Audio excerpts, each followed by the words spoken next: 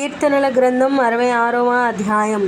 సర్వలోక నివాసులారా, దేవుని గూర్చి సంతోష గీతము పాడుడి.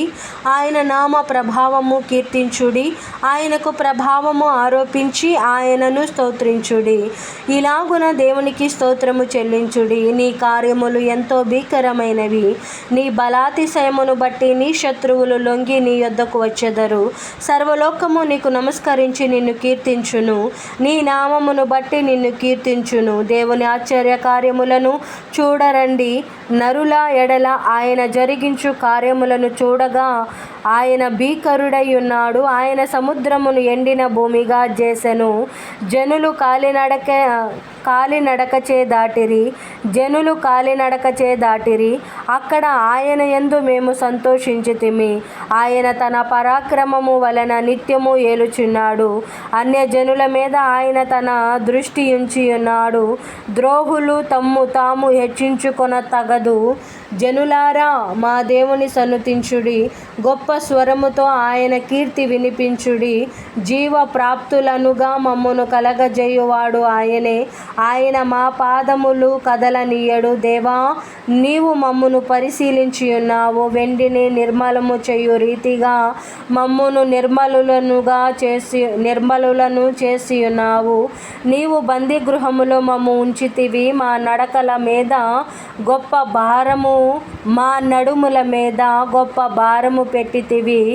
నీవు బందీగృహములో మమ్ము ఉంచితివి. మా నడుముల మీద గొప్ప భారము పెట్టితివి. నరులు మా నెత్తి మీద కెక్కునట్లు చేసితివి. మేము నిప్పులలోను నీళ్లలోను పడితిమి. అయినను నీవు సమృద్ధి గల చోటికి మమ్ము రప్పించి ఉన్నావు. దహన బలులను తీసుకొని నేను నీ మందిరములోనికి వచ్చెదను. నాకు శ్రమ కలిగినప్పుడు నా పెదవులు పలికిన మ్రొక్కుబడులను, నా నోరు వచించిన మ్రొక్కుబడులను నేను నీకు చెల్లించెదను. పొట్టేళ్లను, ధూపమును, క్రొవ్విన గొర్రెలను తీసుకొని నీకు దహన బలులు అర్పించెదను. ఎద్దులను, మేకపోతులను అర్పించెదను. దేవుని యందు భయభక్తులు గలవారలారా, మీరందరూ వచ్చి ఆలకించుడి. ఆయన నా కొరకు చేసిన కార్యములను నేను వినిపించెదను. ఆయనకు నేను మొర్రపెట్టి తిని, అప్పుడే నా నోట శ్రేష్టమైన కీర్తన ఉండెను. నా హృదయములో నేను పాపమును లక్ష్యము చేసిన ఎడల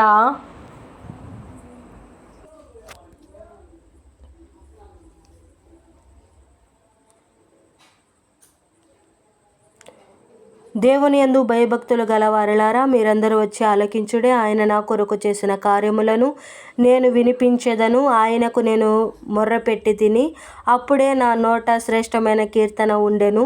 నా హృదయములో నేను పాపమును లక్ష్యము చేసిన ఎడల ప్రభువు నా మనవి వినకపోవును.